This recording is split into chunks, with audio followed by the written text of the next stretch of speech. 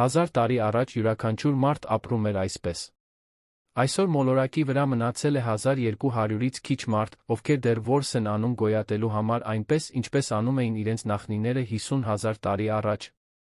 Նրանք քնում են բաոբաբի ծառերի տակ, արթնանում են առանց ժամացույցի, յուրաքանչյուր ուտեստ կախված է միայն մի բանից՝ սպանել կամ սոված մնալ։ Տանզանիայի հեծեբիները չեն ընտրել ավանդույթների պահպանումը։ Նրանք պարզապես երբեք չեն դադարել ապրել սկզբնական ձով։ Եվ առաջիկա 24 ժամվա ընթացքում դուք կհետեք, թե ինչ է նշանակում գոյություն ունենալ այսպես։ Եթե դուք կրքոտ սիրահար եք վայրի կենդանիների իրական վավերագրական ֆիլմերի, մի հեռացեք այս տեսանյութից։ Դիտեք մինչ վերջ, հիմա բաժանորդագրվեք ալիքին մեկնաբանեք, թե որտեղից եք դիտում։ Rift Valley-ն կտրում է Տանզանիան ինչպես 65 միլիոն տարվա երկրաբանական սպի։ Հենց այստեղ Lake Eyasi Oldieni հրաբխի լանջերի միջը, որ հեծեբիները պահպանում են իրենց տարածքը։ Մոտավորապես 1300 քառակուսի կիլոմետր տարածք, սավաննա, չոր անտառ քարքարոտ տեղանք։ Այստեղ չկա ոչ մի ցանկապատ, ոչ մի ասֆալտապատ ճանապարհ, ոչ մի լուսասյուն։ Միայն հող, բուսականություն, վայրի կենդանիներ մարդիկ, ովքեր հրաժարվում են ընտելացնել որևէ բան, ներառյալ իրենց։ Առավոտյան ժամը 3:40։ Ճամբարը դեռ քնած է։ 8 ժամանակավոր յուղակներ, պատրաստված միահյուսված ճյուղերից չոր խոտից, կազմում են անկանոն կիսաշրջան։ Չկան բուն պատեր, միայն կառույցներ, որոնք ցերեկը ստվեր են ապահովում, իսկ գիշերը պաշտպանություն քամուց։ Հեծեբի ընտանիքը միջինում 2 շաբաթը մեկ փոխում է ճամբարը։ Նոր կացարան կառուցելը տում է մոտ 2 ժամ։ Այն լքելը կորստի ոչ մի զգացում չի առաջացնում։ Ճամբարի կենտրոնում խարույկի կայծերը դեռ թույլ նարնջագույն փայլ են արձակում։ Կրակը երբեք լիովին չի հանգչում։ Ինչ-որ մեկը միշտ արթնանում է գիշերվա ընթացքում, ճյուղեր ավելացնելու համար։ Ոչ թե ծիսակարգի կամ սնահավատության պատճառով, այլ բացարձակ գործնական նկատառումներով, կրակը վանում է գիշատիչներին։ Առյուծները, բորենիները, հովազները շրջում են այս հողերում։ Առանց կրակի ճամբարը հրավեր է։ Գոդոն արթնանում է առաջինը։ 34 տարեկան, հասակը 1,68 սմ, քաշը մոտավորապես 60 կգ։ Նիհար այնպես, որ քաղաքաբնակները շփոթում են թերսնուցման հետ, բայց դա ներկայացնում է իդեալական ֆիզիկական վիճակ նրա համար, ով օրական 15-ից 20 կիլոմետր քայլում է 40 աստիճան տաքության տակ։ Նրա մարմնի յուրաքանչյուր մկան գոյություն ունի որոշակի ֆունկցիայի համար։ Նա վեր է կենում հողե հատակից, որտեղ քնել էր, փաթաթված անտիլոպի կաշվի մեջ։ Չկա ներքնակ կամ բարձ։ Հեծեբիները ծնված օրից քնում են անմիջապես հողի վրա։ Դյուք համալսարանի հետազոտությունները պարզել են, որ նրանք ունեն քնի ավելի բարձր որակ, քան արդյունաբերական բնակչության միջին ցուցանիշը, չնայած այն պայմաններին, որոնք արմատյան մարդիկ անհնար կհամարեին հանգստի համար։ Գոդոն վերցնում է իր աղեղը։ Զենքն ունի մոտ 1,20 սմ երկարություն, պատրաստված է քմֆալիեի փայտից, տեղական մի ծառ, որը հայտնի է իր ճկունությամբ դիմացկունությամբ։ Նման աղեղ պատրաստելը տում է մոտ 3 օր ձեռքի աշխատանք։ Նախ, ճիշտ ճյուղի ընտրությունը, որը պետք է ունենա հավասարաչափ տրամագից ոչ մի հանգույց, որը կվնասի կառուցվածքը։ Հետո, զգուշավոր քերումը մետաղական սայրով, որն այն քիչ իրերից է, որ հեծեբիները ձեռք են բերում հարան ցեղերի հետ փոխանակման միջոցով։ Վերջում մշակումը կենդանական ճարպով, անջրանցիկ դարձնելու համար, լարի տեղադրումը, որը պատրաստված է ընձուղտի հյուսված ջլերից։ Ընձուղտի ջլեր։ Սա պատահական մանրուք չէ։ Հեծեբիները անհիշելի սերունդներ առաջ հայտնաբերել են, որ ընձուղտի պարանոցի ջլերը, երբ չորանում հյուսվում են, ստեղծում են իրենց աղեղների համար հնարավոր ամենադիմացկուն առաձգական լարը։ Մեկ ընձուղտը տալիս է բավարար նյութ, տարիներով ծառայող լարեր պատրաստելու համար։ Կենդանու յուրաքանչյուր մաս ունի իր նշանակությունը։ Ոչինչ չի փոշիանում։ Կաշին դառնում է քնելու ծածկոց։ Ոսկորները դառնում են գործիքներ։ Ճարպը դառնում է վառելիք ջահերի համար։ Միսը օրերով կերակրում է խմբին։ Ջլերը դառնում են աղեղալար։ Սմբակները, երբ եփվում են, տալիս են բնական սոսինձ, որն օգտագործվում է նետերի ծայրերը ամրացնելու համար։ Գոդոն 12 նետ է կրում տիկ-տիկի կաշվից պատրաստված կապարճի մեջ։ Դա մի փոքրիկ անտիլոպ է, որը հասուն տարիքում կշռում է առավելագույնը 6 կիլոգրամ։ Նետերը 60-ից 80 սանտիմետր են, իսկ դրանց մետաղական ծայրերը պատված են ծառի թույնով։ Սա Հերձեբ որսի մահացու գաղտնիքն է։ Թույնը ստացվում է Edenium obesumից, որը ժողովրդականորեն հայտնի է որպես անապատի վարդ։ Այս բույսի հյութը պարունակում է սրտային գլիկոզիդներ, որոնք բավականաչափ հզոր են մի քանի ժամում 800 կիլոգրամանոց բուֆալոյին տապալելու համար։ Արմատի կեղը եփվում է մինչ թանձր մածուցիկ մուգ մածուկ դառնալը, որը քսվում է նետերի ծայրերին։ Թունավորված նետը մահացու է մնում մի քանի ամիս։ Առավոտյան ժամը 4:15։ Մյուս որսորդները սկսում են արթնանալ։ Մենյուն 22 տարեկան է, դեռ սովորում է որսի ամենաբարդ ուղիները։ Հերձեբիների մոտ տղամարդը սկսում է փոքր կենդանիներ, թռչուններ, ճագարներ, մողեսներ որսալ մոտ 8 տարեկանից։ 12 կամ 13 տարեկանում նա արդեն ուղեկցում է մեծահասակներին փոքր որսերի ժամանակ։ Բայց խոշոր կենդանիների, ընձուղտների, բուֆալոների, զեբրերի հետապնդմանը մասնակցելու թույլտվությունը գալիս է միայն 18 տարեկանից հետո, երբ երիտասարդն արդեն ցուցադրել է հետքերով գնալու, համբերության դիպուկության կատարյալ տիրապետում։ Սելհին այսօրվա խմբի ամենատարեցն է։ 50-ից մի փոքր անց դեմքը տասնամյակներ շարունակ արի քամու տակ գտնվելուց կնճռոտված, հաստ սպի, որը ձգվում է ձախ հոնքից մինչ մազագիծը, հիշողություն հովազի հետ հանդիպումից, երբ նա 17 տարեկան էր։ Այդ օրը նա քիչ էր մնում մեռներ։ Նրա 3 ընկերները բռնել էին կենդանուն, մինչ մյուսը նիզակով ծակեց նրա պարանոցը։ Սելհին կրում է սպին այնպես, ինչպես մյուս տղամարդիկ կրում են դիպլոմները։ Գոյատման ապացույց։ Առավոտյան ժամը 5։ Որսորդական խումբը կազմված է։ Ընդհանուր 6 տղամարդ։ Ոչ մի կին։ Հերձեբիների մոտ աշխատանքի բաժանումն ըստ սեռի գոյություն ունի, բայց այն չի գործում որպես ճնշման կոշտ կառուցվածք։ Տղամարդիկ որս են անում։ Կանայք հավաքում են պալարներ, մրգեր, մեղր։ Երկու գործունեությունն էլ հավասարապես կարևոր են խմբի գոյատման համար։ Մարդաբանական հետազոտությունները ցույց են տալիս, որ կանանց հավաքչությունը ապահովում է ցեղի ամենօրյա օգտագործած կալորիաների մոտավորապես 70%-ը։ Որսի միսը կարևոր է, բայց այն հիմնական սննդային բազան չէ։ Դա սպիտակուցային հավելում է, որը լրացնում է բուսական սննդակարգը։ Այնուամենայնիվ, որսը կրում է հսկայական խորհրդանշական սոցիալական կշիռ։ Մսով վերադարձող տղամարդուն տոնում են։ Նրա հմտությունը ճանաչվում է։ Նրա կարգավիճակը խմբում բարձրանում է։ Լավագույն որսորդների համար ավելի հեշտ է զուգընկեր գտնելը։ Սա բնական ընտրություն է, որը գործում է իրական ամանակում, տեսանելի, առանց մեղմասացությունների։ 6 տղամարդիկ քայլում են մեկ շարքով, բացարձակ լռության մեջ։ Որսի ժամանակ հաղորդակցությունը տեղի է ունենում ձեռքի նշանների համակարգի միջոցով, որը զարգացել է սերունդների ընթացքում։ Դեպի ներք բացված ափը նշանակում է կանգնիր։ Երկու մատով ցույց տալը նշանակում է ուղղություն։ Փակ բռունցքը նշանակում է վտանգ։ Պտտվող ցուցամատը նշանակում է կենդանի է նկատվել։ Այս ժեստերի բառապաշարը թույլ է տալիս կատարյալ համակարգում, առանց որեձայն հանելու, որը կզգուշացնի որսին։ Արը սկսում է ծագել 5:42-ին։ Սավաննան կամաց-կամաց բացվում է։ Դեղնավուն խոտեր, որոնք ալիքվում են առավոտյան զեփյուռից։ Հեռու-հեռու ցրված ակացիաներ, իրենց բնորոշ տափակած սաղարթներով։ Տերմիտների բներ, որոնք հասնում են 3 մետր բարձրության, նմանվելով կավե աբստրակտ քանդակների։ Իսկ հեռվում մութ բծեր, որոնք դանդաղ շարժվում են։ Կենդանիներ։ Այս հեռավորությունից դեռ անհնար է նույնականացնել, թե որոնք են։ Սելհին դադարում է քայլել կքանստում է։ Նրա աչքերը սերված են հողին։ Հետքեր։ Անփորձ դիտորդի համար դա կլիներ պարզապես փորփրված հող։ Սելհիի համար դա հողի վրա գրված մի ամբողջ պատմություն է։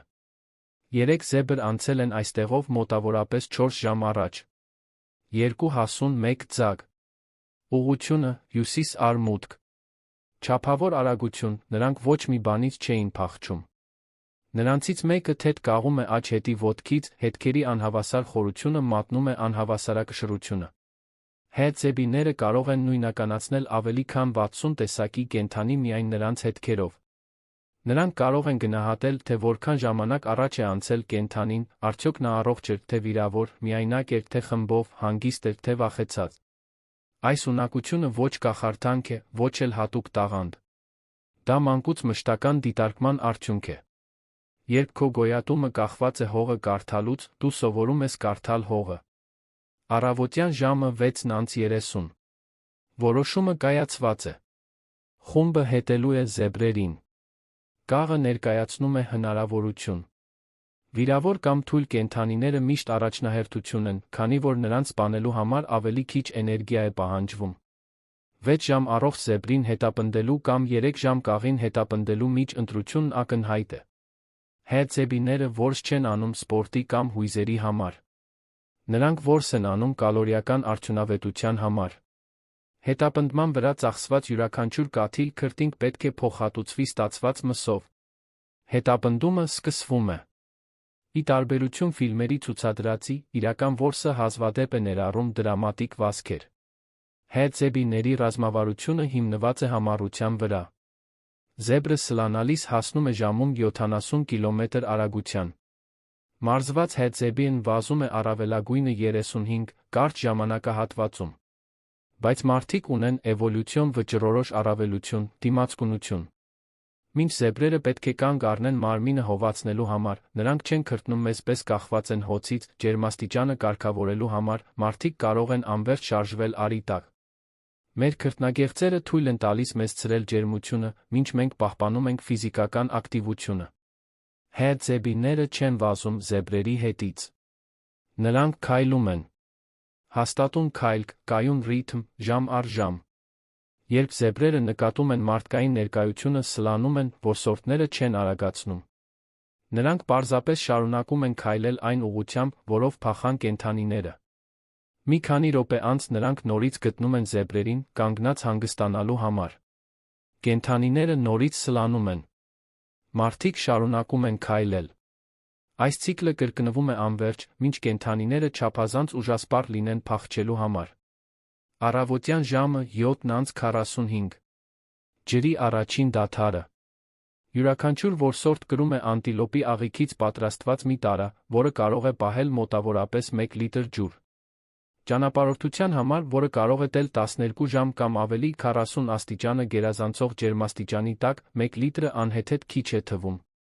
Զեբիները սովորել են խնայել մարմնի հեղուկը այնպիսի ձևով, որոնք հետազոտողները դեռ ուսումնասիրում են։ Նրանց քրտնարտադրության մակարդակը ցածր է մարդկային միջինից, հավանաբար հարմարվողականություն, որը զարգացել է հազարավոր սերունդների ընթացքում հենց այս միջավայրում ապրելուց։ Առավոտյան ժամը 8:20։ Զեբրերի հետքը հատում է վտանգավոր տարածք։ Սելհիեն կտրուկ ժեստով կանգնեցնում է խմբին։ Առջում, մասամբ թաքնված ցածր բուսականությամբ, տարբեր հետքերի մի խումբ կա։ Ավելի մեծ, ավելի խորը, ջանկերի հետքերով, առյուծներ։ Առնվազն 4 առանձնյակից բաղկացած խումբ անցել է այստեղով վերջերս։ Հավանաբար վերջին 1 ժամվա ընթացքում։ Մոտիկությունը տագնապալի է։ Զեբիները առյուծներ չեն որսում։ Հասուն արու առյուծը միջինում կշռում է 190 կիլոգրամ մկան, ջանկեր ատամներ։ Նրա կցվածքը գործադրում է մոտավորապես 450 կիլոգրամ ճնշում 1 քառակուսի սանտիմետրի վրա, բավարար մարդկային գանգը ջախջախելու համար։ Առյուծին աղեղով ու նետով դիմակայելը ինքնասպանություն է։ Բայց առյուծներից լիովին խուսափելը նույնպես անհնար է։ Զեբիները տարածքը կիսում են մոտավորապես 2000 առյուծների հետ Serengeti Ngorongoro էկոհամակարգի տարածաշրջանում։ Գոյատման ռազմավարությունը հիմնված է վարքագծի վրա։ Առյուծները հարձակվում են այն որսի վրա, որը փախչում է, որը վախ է ցուցաբերում։ Զեբիները սովորել են, որ քայլելը դեպի առյուծը, պահպանելով տեսողական կոնտակտը ուղիղ կեցվածքը, հաճախ ստիպում է կենդանուն նահանջել։ Առյուծները կատարում են ռիսկ օգուտի բնազդային հաշվարկներ։ Առանց վախի առաջացող մարդկանց խումբը ներկայացնում է անորոշություն։ Անորոշությունը նշանակում է վնասվածքի հնարավորություն։ Սավաննայի դաժան տնտեսության մեջ առյուծները նախընտրում են խուսափել բախումներից, որոնք բացարձակ հաղթանակ չեն երաշխավորում։ Զեբիների խումբը շրջանցում է առյուծի հետքերի տարածքը։ Ոչ թե կաթվածահարող վախից, այլ ողջամիտ ռազմավարությունից ելնելով։ Գիշատիչների հետ բախման վրա էներգիա ծախսելը, երբ նպատակը զեբրեր որսալն է, կլիներ մարտավարական վատնում։ Որսորդները մոտավորապես 400 մետրի աղեղ են անում դեպի արևելք, ավելի հեռվում նորից գտնելով զեբրերի հետքը։ Առավոտյան ժամը 9:50։ Շոգը սկսում է սեղմել։ Ջերմաստիճանը մոտավորապես 38 աստիճան է բարձրանում է։ Ստվերը սա կավ է։ Ակացիաները որոշակի թեթացում են տալիս, բայց հանգստանալու համար կանգ առնելը կնշանակեր կորցնել հետքը։ Զեբրերը նույնպես տառապում են շոգից։ Նրանց մարմինները կուտակում են ջերմություն, որը պետք է ցրեն։ Փախուստի հանգստի յուրաքանչյուր ցիկլի հետ նրանք դառնում են ավելի դանդաղ, ավելի խոցելի։ Առավոտյան ժամը 10:30։ Տեսողական կոնտակտ։ Մոտավորապես 300 մետր հեռավորության վրա 3 զեբրերը տեսանելի են։ Երկու հասուն ձագը։ Հասուններից մեկը, նա, ով կաղում է, ակնհայտորեն հում է։ Նրա շնչառությունը ծանր է, տեսանելի նույնիսկ այս հեռավորությունից, կողքի չափազանցված շարժումով։ Որսորդները կանգ են առնում։ Հիմա սկսվում է մոտեց։ Ման փուլը։ Զեբրին մոտենալը արդյունավետ կրակոցի հեռավորության վրա, մոտ 20-ից 30 մետր հեծեբի աղեղների համար, պահանջում է գերմարտկային համբերություն։ Որսորդները բաժանվում են, կազմելով լայն կիսաշրջան։ Յուրաքանչյուրը առաջ է շարժվում անհատապես, օգտագործելով ցանկացած հասանելի ծածկույթ, թփեր, տերմիտների բներ, տեղանքի փոսեր։ Շարժումը դանդաղ է։ Սանտիմետրեր րոպեում։ Ցանկացած կտրուկ ժեստ կստիպի զեբրերին նորից սլանալ։ Առավոտյան ժամը 11:15։ Գոդոն դիրքում է 23 մետր կախ զեբրից։ Նա հիմա կարող է տեսնել կենդանու մանրամասները։ Սուսպիտակ շերտերը, որոնք ծառայում են որպես քողարկում ցեցե ճանճերի դեմ, հետազոտությունները ցույց են տվել, որ նախշը շփոթեցնում է միջատների տեսողությունը։ Աջ հետի ոտքի վերքը, հավանաբար պատճառված գիշատչի կողմից օրեր առաջ։ Մութ ու խոնավ աչքը, որը երբեմն պտտվում է գդոյի ուղղությամբ, բայց վտանգ չի գրանցում։ Նա այնքան ժամանակ է անշարժ, որ թվում է բնապատկերի մի մասը։ Գդոն բարձրացնում է աղեղը։ Սահուն շարժում, առանց շտապելու։ Տեղադրում է թունավորված նետը։ Ձգում է լարը մինչ բերանի անկյունը։ Նշան է բռնում զեբրի կողքին, այն հատվածում, որտեղ կենտրոնացած են կենսական օրգանները։ Զեբրի սիրտը մոտավորապես ֆուտբոլի գնդակի չափ է գտնվում է անմիջապես արջի ոտքի հետում։ Դիպուկ կրակոցը այդ հատվածում նշանակում է երաշխավորված մահ, թե ոչ ակնթարթային։ Թույնին ժամանակ է պետք արյան համակարգով շրջանառվելու համար։ Նետը թռչում է։ Հարված։ Զեբրը ցատկում է, զարմացած հանկարծակի ցավից։ Մյուս երկուսը անմիջապես սլանում են։ Վերքը ճիշտ տեղում է, արջի ոտքից մի քանի սանտիմետր հետ։ Նետը թափանցել է մոտավորապես 15 սանտիմետր, բավարար խորություն երաշխավորելու համար, որ թույնը կմտնի արյան հոսքի մեջ։ Հիմա սկսվում է սպասումը։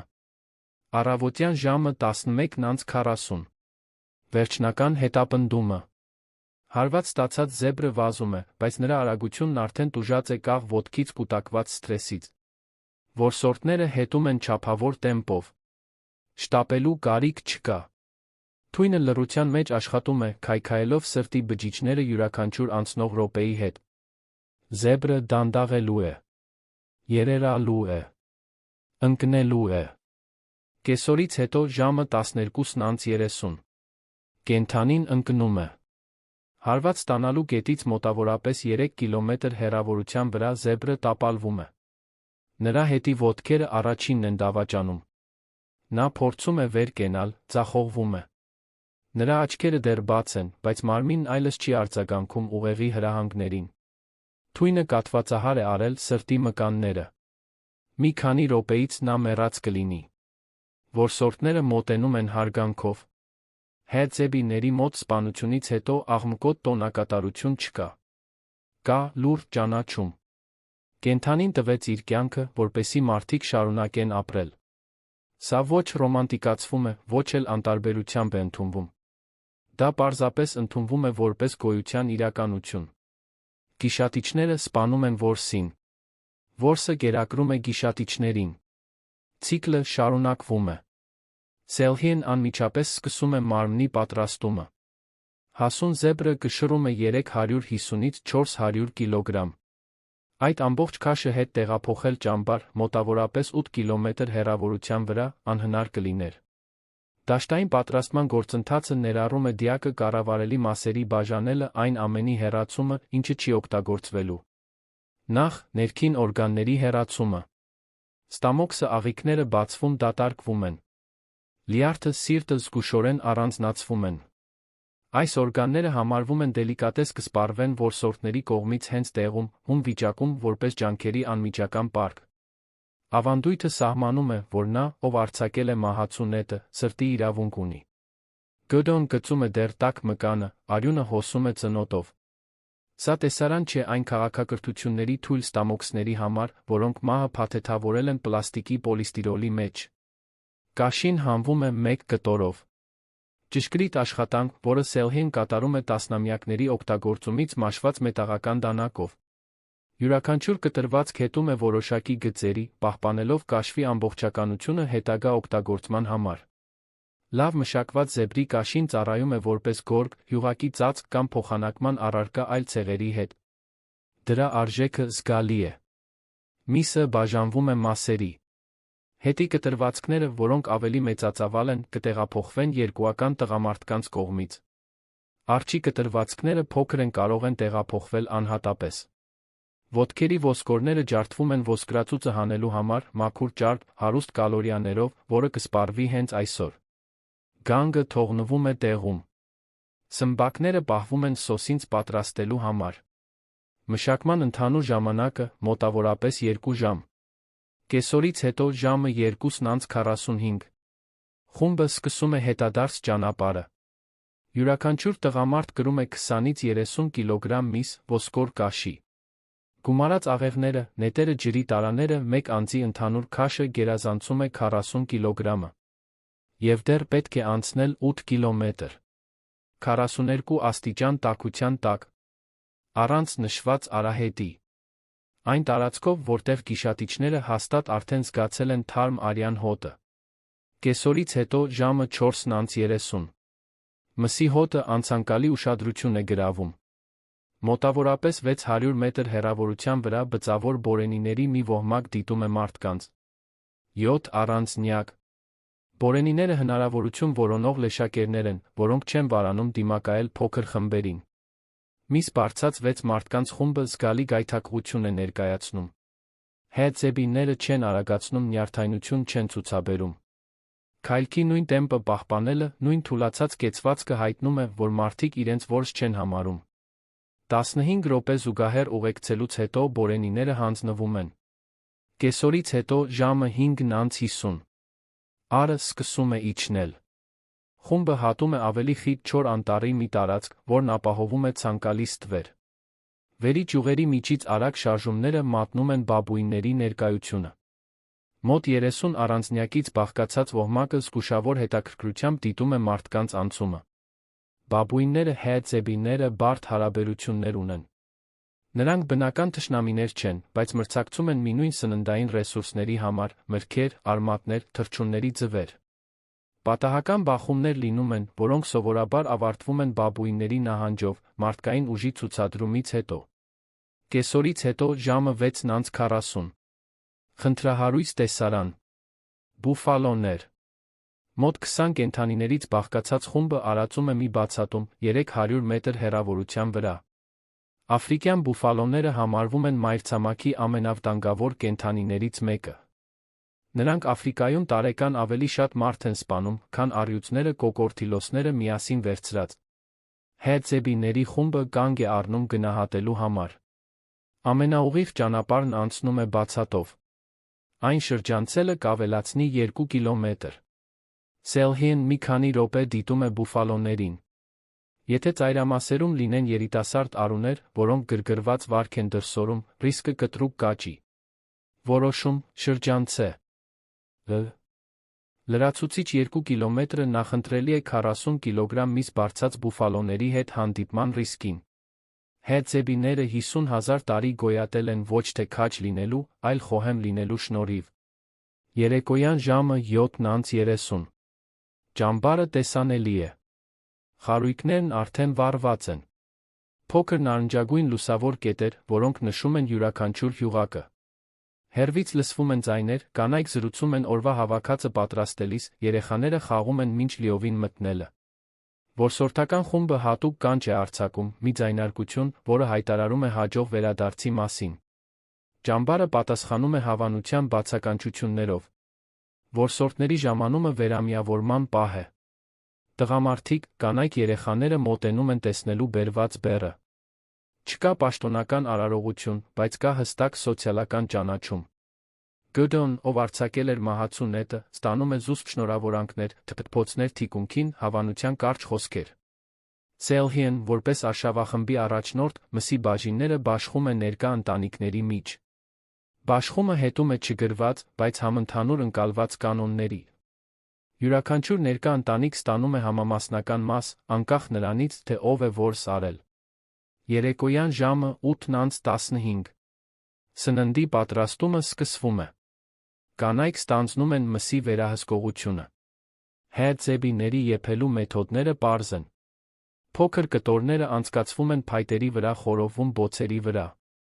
Մեծ կտորները դրվում են տաքացած քարերի վրա, ժամանակ առ ժամանակ շրջելով։ Ցանկալի վիճակը լինում է ավելի կիսահում, միսը պահպանում է առավելագույն հյութեղությունը։ Չկան համեմունքներ արմատյան իմաստով։ Հերձեբիները չեն օգտագործում աղ, պղպեղ կամ համեմունքներ։ Միսը սպառվում է բնական համով։ Հետազոտությունները ցույց են տալիս, որ աղի արհեստական համային ուժեղացուցիչների չափազանց մեծ օգտագործումը բութացրել է արդյունաբերական բնակչության համային պտկիկները։ Հերձեբիները զգում են նուրբ համեր, որոնք մենք այլս չենք կարողանում նկատել։ Երեկոյան ժամը 9։ Հիմնական ուտեստը։ Մոտավորապես 40 մարդ հավաքված է 3 կենտրոնական խարույկների շուրջ։ Երեխաները ուտում են առաջինը, ոչ թե պաշտոնական կանոնով, այլ որովհետև նրանք ավելի բարձր են բողոքում, իսկ մեծահասակները նախ ընտրում են հանգիստ զրուցել։ Զեբրի միսը դանդաղ ծամվում է, յուրաքանչյուր բաժին օգտագործվում է առավելագույնս։ Ոսկորները ջարդվում են ոսկրածուծը ծծելու համար։ Բացարձակապես ոչինչ չի փոշիանում։ Այն, ինչ չի սպառվի այս գիշեր, կծխեցվի կրակի վրա, առաջիկա օրերին պահպանելու համար։ Ուտելիս պատմություններ են պատմվում։ Սելհիեն պատմում է օրվա իրադարձությունները նրանց համար, ովքեր չեն մասնակցել։ Հետքերի հայտնաբերումը։ Հետելու որոշումը։ Առյուծների տարածքի շրջանցումը։ Համբերատար մոտեցումը։ Գդոյի դիպուկ կրակոցը։ Թույնի ազդեցության սպասումը։ Դիակի պատրաստումը։ Բորենիները, որոնք հետել են իրենց։ Բուֆալոները, որոնցից խուսափել են։ Յուրաքանչյուր մանրուք ներառված է ոչ թե սնապարտության, այլ կրթական ֆունկցիայի համար։ Ներկա երեխաները կլանում են տեղեկատվություն, որը մի օր կկիրառեն իրենց սեփական որսերի ժամանակ։ Սա հերձեբիների համալսարանն է։ Չկան պաշտոնական դպրոցներ, դասագրքեր կամ գրավոր քննություններ։ Գիտելիքը փոխանցվում է բանավոր, սերնդեսերունդ, հենց այսպիսի պահերին։ Երեխան, ով մեծացել է որսի պատմություններ լսելով, կարողանում է նույնականացնել հետքերը նախքան կարդալ սովորելը, որովհետև նա երբեք չի սովորի կարդալ։ Գիտի թույն պատրաստել նախքան հաշվել սովորելը, որովհետև նա երբեք հաշվելու կարիք չի ունեցել։ Հերձեբի ուսումնական ծրագիրը ներառում է միայն այն, ինչն անհրաժեշտ է գոյատելու համար, հետքերով գնալը, որսը, հավաքչությունը, գործիքների պատրաստումը, եղանակը կարդալը, տարածքի աշխարհագրությունը, կենդանիների վարքագիծը, ուտելի թունավոր բույսերը։ Երեկոյան ժամը 10:30։ Երաժշտություն։ Տարեց տղամարդկանցից մեկը վերցրել է իր գործիքը, դդումից ջլե լարերից պատրաստված մի տեսակ ինքնաշեն կիթառ։ Ձայնը հիպնոսացնող է, կրկնվող։ Մյուս տղամարդիկ բարդ ռիթմով ծափ են տալիս։ Որոշ կանայք երգում են մեղեդիներ, որոնք ավելի շատ ողբ են հիշեցնում, քան տոնակատարություն։ Հերձեբ երաժշտությունը ուրախ չէ սովորական իմաստով։ Այն խորն է, մեդիտատիվ։ Պարը տեղի է ունենում առանց պլանավորված պարագրության։ Մարմինները շարժվում են կրակի շուրջ, ստվերները պրոյեկտվում են ծառերի վրա։ Ծիսակարգը չունի ավարտի ժամ։ Այն կշարունակվի այնքան ժամանակ, մինչ մարդիկ հոգնեն։ Ժամանակի հասկացությունը պարզապես չի կիրառվում։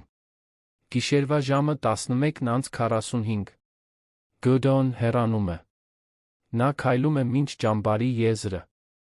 պառկում է անտիլոպի կաշվի վրա։ Նրա վերում երկինքը պայթում է աստղերով։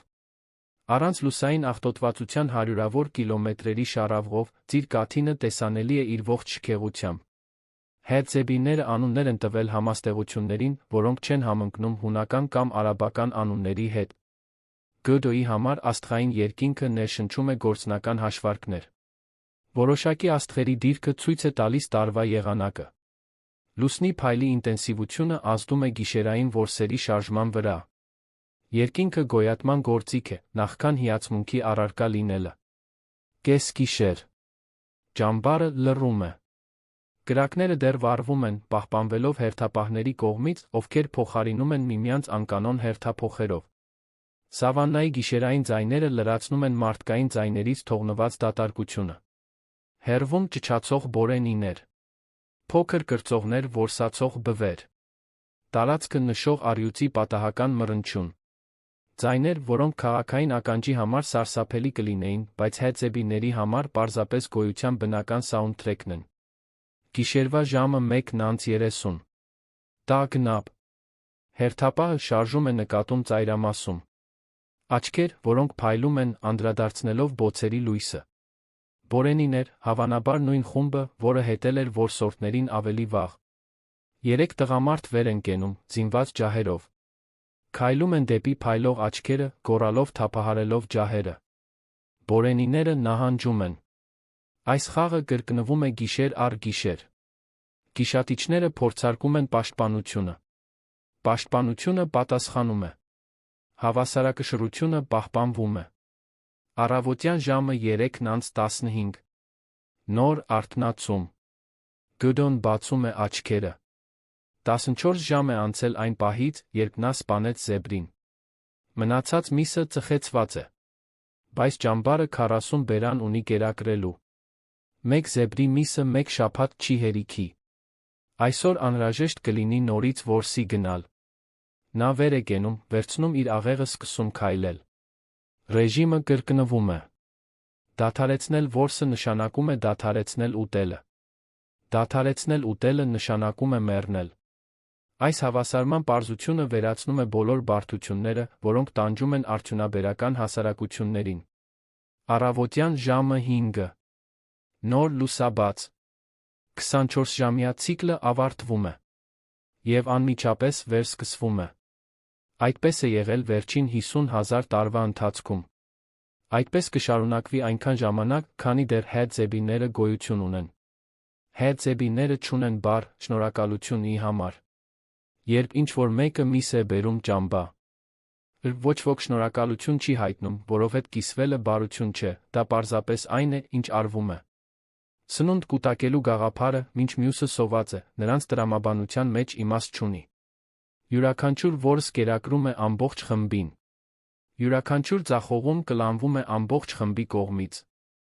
Գիտնականները, ովքեր տասնամյակներ շարունակ ուսումնասիրում են հերձեբիներին, հայտնաբերել են մի անհանգստացնող բան։ Նրանք օրական միջինում աշխատում են 4-ից 6 ժամ, ապահովելու սնունդը, կացարանը, այն ամենը, ինչ իրենց պետք է։ Մնացած ժամանակը նրանք հանգստանում են, զրուցում, խաղում երեխաների հետ, երաժշտություն ստեղծում։ Նրանք չունեն սրտային հիվանդություններ։ Չունեն դիաբետ։ Չունեն դեպրեսիա։ Ամեն գիշեր խորը քնում են։ Թերս ամենաանհանգստացնող դիտարկումը, որ հերձեբիները մեզ առաջարկում են, անցյալի մասին չէ։ Այն ներկայի մասին է։ Այն մասին, թե ինչ շահեցինք, ինչ կորցրինք, երբ սավաննան փոխարինեցինք գրասենյակով, աղեղը,